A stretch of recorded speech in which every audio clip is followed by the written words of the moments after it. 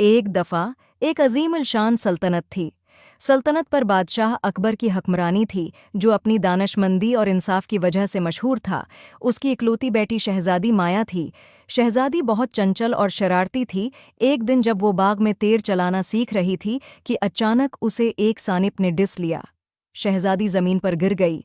उसे तबीब के पास ले गए, मगर सानप बहुत जहरीला था और सल्तनत के किसी भी तबीब के पास इसका इलाज नहीं था।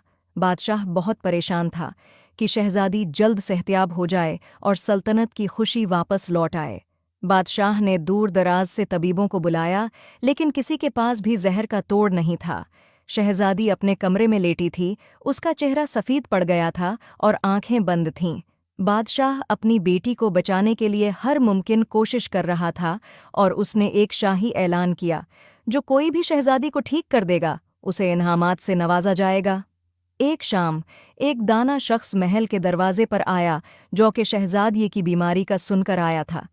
उसने बादशाह से अपना तारुफ कराया और बादशाह से कहा कि मुझे जहर का तोड़ मालूम है।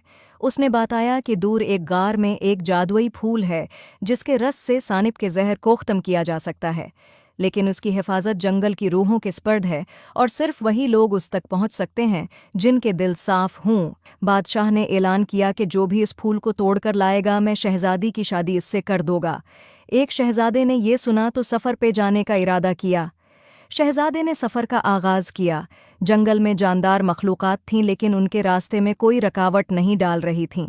आखिरकार शहजादा इस गार में पहुंचा। उसने वहां एक चमकता हुआ चमकदार फूल था, जिसकी पंखड़ियों पर चांदनी की मानंद चमक थी। शहजादे ने फूल को नरमी से छुआ। जैसे ही उसने ऐसा किया, उसने एक परी को अपने सामने पाया, जो कि फूल की हिफाजत करती थी।